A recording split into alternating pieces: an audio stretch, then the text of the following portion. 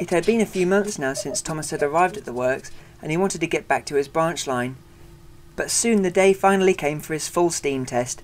The Fat Controller and his daughter Emily came to observe it. "Good morning, sir, ma'am." "Good morning, Thomas," started the Fat Controller. "Are you looking forward to getting back to your branch line?" "Oh yes, sir," said Thomas. "If I pass my steam test, that is. I think I should." "Of course you will, Thomas," said Emily. "Our steam engineers are some of the best in the world." The workmen lit Thomas's fire. It wasn't long before pressure started showing on the gauge, and the men started looking him all over for steam leaks. They had done numerous checks on him whilst they were working on him, but they wanted to be completely sure. After a couple of hours, they were able to move him under his own steam and test his brake systems.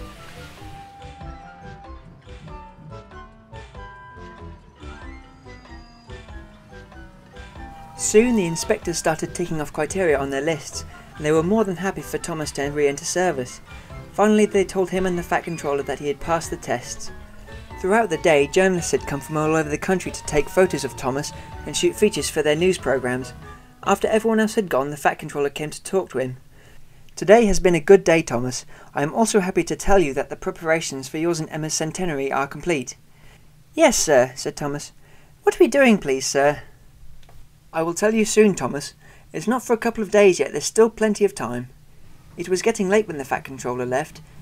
The workmen used the last of Thomas's steam to take him back into the workshops. He was parked next to Jeff, the works diesel. "Do you know anything about the centenary celebration, Jeff?" Not much, I'm afraid. All I know is that some old coaches from the mainland have been restored next door in carriage and wagon. The two engines went to sleep. When Thomas woke the next morning, he could hear Jeff moving things around in the shed next door. He was parked in the lane next to the wall, so he couldn't see what Jeff was bringing outside, but he guessed that it must be the coaches.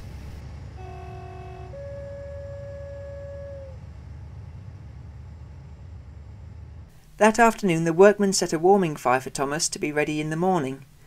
They spent the rest of the day polishing his paintwork and making minor adjustments to his valve timings and controls. His crew arrived early in the morning to oil his motion and light his fire. He moved out into the sunlight and spent the early morning basking in the winter sun. The cold air made him feel glad to be alive and steaming, for as everyone knows, steam engines love cold mornings. After the express and the first local trains had been through the station, his fireman stoked the fire ready to leave. "Excuse me, but when are we going back to the branch line?" "Not yet, Thomas," said the fireman. "Schedule says we're bound for Vicarstown." "Why are we going there?" "I couldn't tell you, Thomas. No one's told us yet." When the line was clear, they moved out onto the main line and headed for Vicarstown.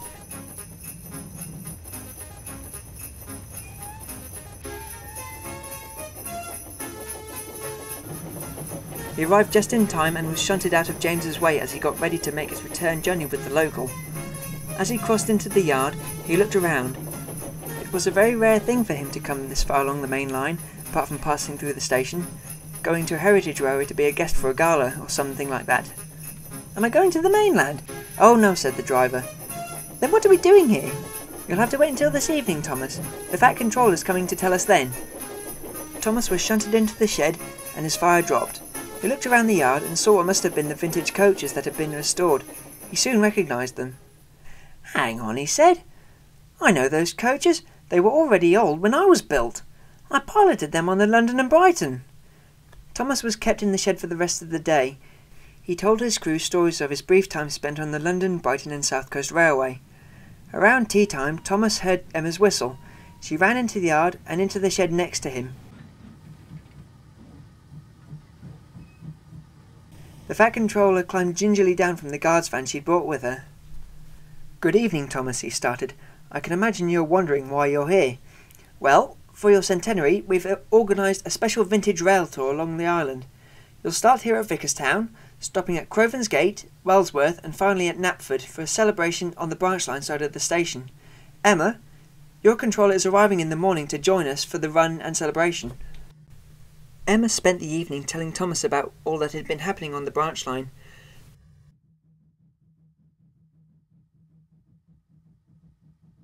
The next morning they were made ready early and the two engines shunted their coaches into the centre platform in the station.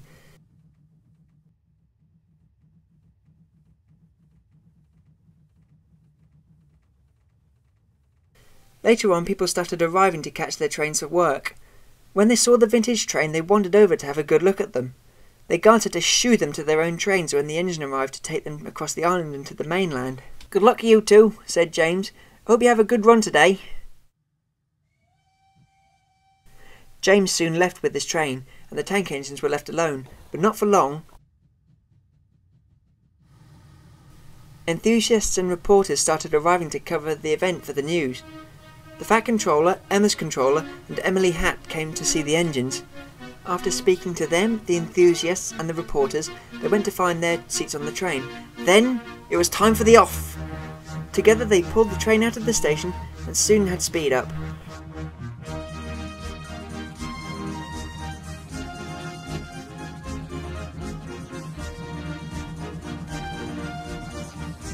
As they went along, there were cameras mounted on vans following them on stretches of the road near the line, and the fences were lined with people. The engines watched them cautiously. "Keep an eye out, Thomas," said Emma. "We've had trouble with enthusiasts on our line before, and with your line being so famous, we'll definitely need to keep a good lookout." They made it to Crovan's Gate without incident. There were people everywhere taking photos and getting very close to the edge of the platforms. The station staff were having to try very hard to keep everyone safe. There were even people trying to climb on the engine's fronts trying to get pictures.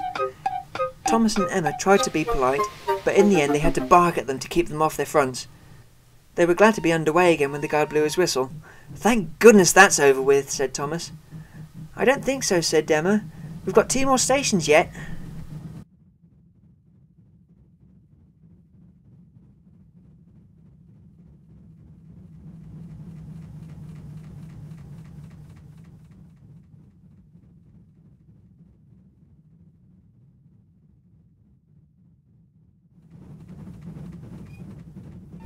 I remember Tornado telling us about people like that when he came last year.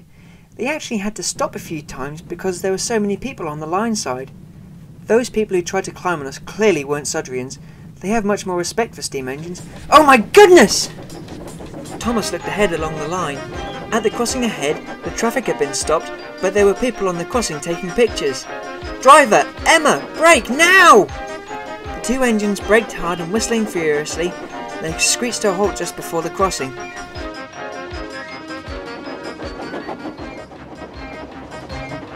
Most of the people had run off as the engines came nearer, but there was one who had stuck right to the side of the line. As the engines stopped, Thomas's fireman jumped down and managed to catch him. Both engines and their coaches had to be checked for any damage to their wheels and brakes before they could go on. In that time, the police had been called and they collected the man who had caused the emergency stop.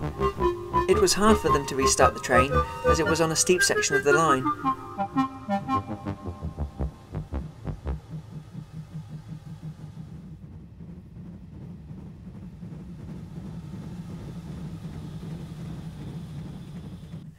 The stop at the next station was much more controlled.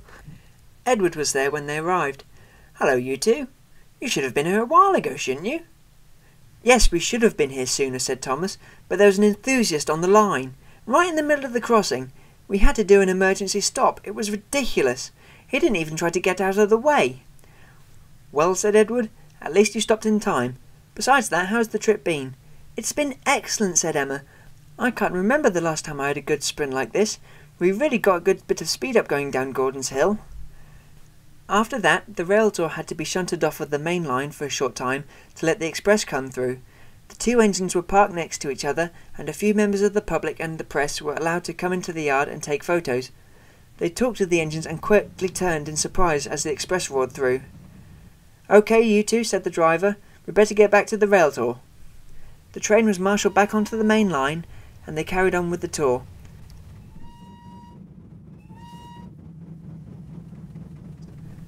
As they rolled into Knapford Station, there was a round of applause for the 2 old engines. Everyone was dressed in the style of the 1910s. All of the branch line engines who had been able to come whistled too. It wasn't before the rail tour had brought itself onto the branch line that the cheering and whistling stopped. The Fat Controller went up onto a small podium and beckoned everyone to be quiet. "Ladies, gentlemen, engines and coaches," he started. "This year marks the centenary of Thomas and Emma's engine class, and we are here to celebrate it. Whilst all of the engines of our fleet have their centenaries marked, Thomas and Emma are also heroes. In the First World War, they saved a town from a dangerous explosion. Today, we have relatives of those directly involved here. There were more speeches by the relatives thanking the two engines, and before the party began, they were asked to say a few words. Ladies and gentlemen, Thomas started, we can't thank you enough for this celebration. It has been a great pleasure for us to be a part of this rail tour, and seeing the effort that everyone has made is just wonderful. We hope everyone enjoys the party. Then Emma spoke. I can't really add anything more to the thank you that my brother has already said, but I would like to thank everyone on the North Western Railway for making me feel so welcome. I've had a really lovely time on the island of Sodor. I do hope that I get to come back again someday. There was another round of applause, and then the party began. It went on long after it got dark. Eventually it was getting close to the time for everyone to go home. The Fat Controller went up onto the podium and called for quiet once more. Ladies and gentlemen, he began. I would like to thank you all for coming to celebrate Thomas and Emma's centenary. These two engines have given 100 years of exemplary service for their railways, and I'm sure that they will keep on doing so in the future. If I may steal a few more moments of your valuable time, I have a few words of my own for this event. It has had a very special meaning to me as the controller of this railway, as it will be my last. There was a gasp from the crowd. The engines were shocked. It is with great reluctance and sadness that I must retire from the post of controller of the North Western Railway. My doctors tell me that to keep up a full-time managerial position at my time of life is no longer advisable. But I am not leaving the fate of our railway and engines to chance.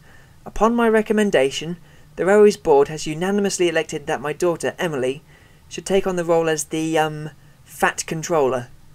And I will still be at the railway in an advisory capacity.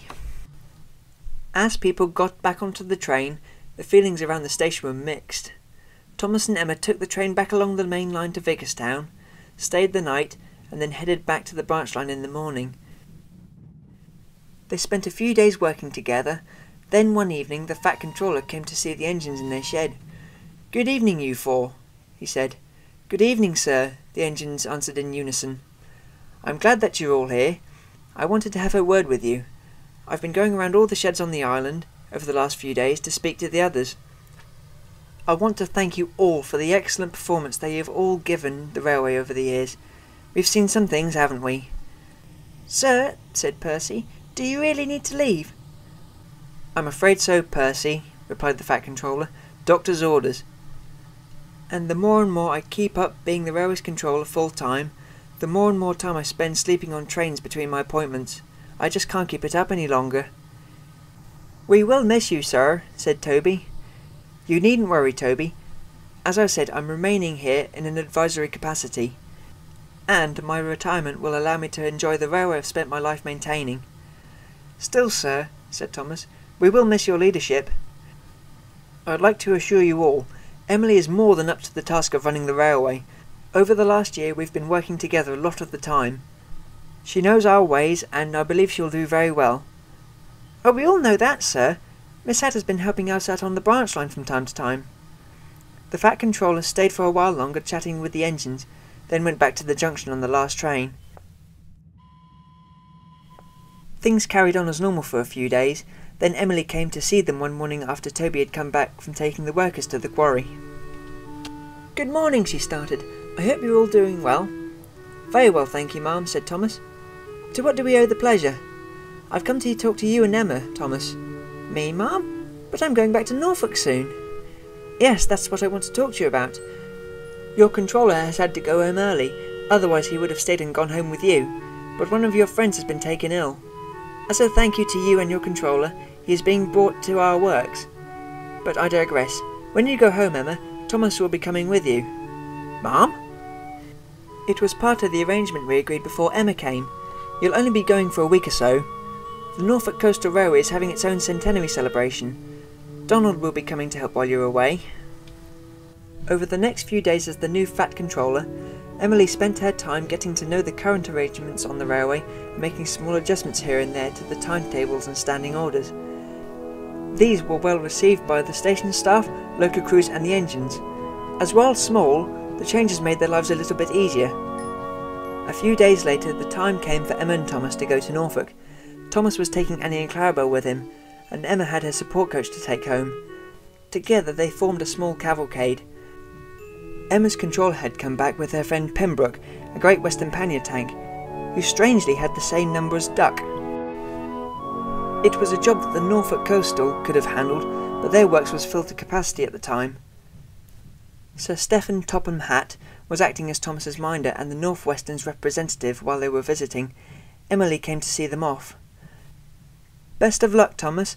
I know you will be a credit to us. And Emma, I can't thank you enough for all the help you've given us over the last few months. Dad, look after yourself, please."